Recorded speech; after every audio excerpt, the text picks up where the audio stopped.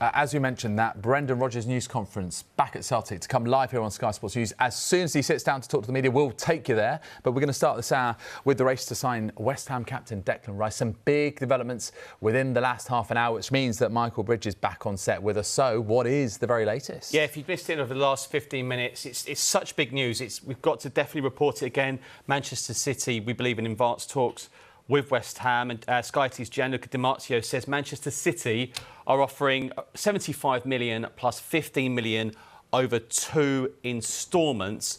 A reported proposal. No confirmation this bid has gone in just yet, but it is a significant development and potentially a real blow to Arsenal. Let's recap Arsenal's bids. The first offer West Ham received from Arsenal was 60 million guaranteed over 4 years, plus 15 million of add-ons over 5 years. That was rejected.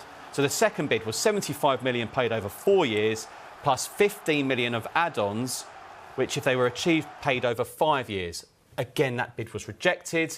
And then we told you that West Ham value Declan Rice of up to £120 million. But this is a significant development. Of course, a real blow to Arsenal over the last few days when we told you that Manchester City are now interested in Declan Rice, because it was the thought we were getting over the last few months is that Declan Rice, Arsenal was going to be his destination, loves London, but of course he might have a real decision on his hands because he's just seen many of his England teammates win 3 trophies, winning the treble.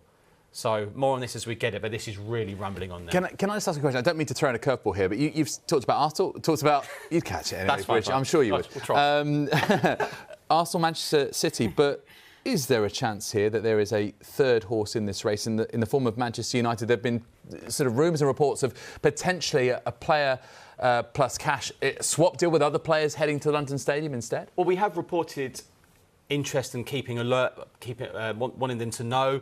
We know Erik ten Hag does like Declan Rice. Why wouldn't you like Declan Rice? He's a phenomenal player, phenomenal person, an excellent midfielder, and he'd probably strengthen every side in the Premier League. We don't know yet of any bid from Manchester United.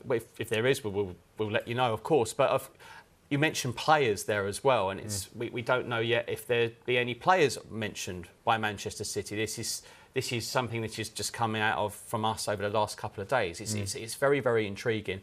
But a lot of the time, we like to look at players from other sides. Would they move to there?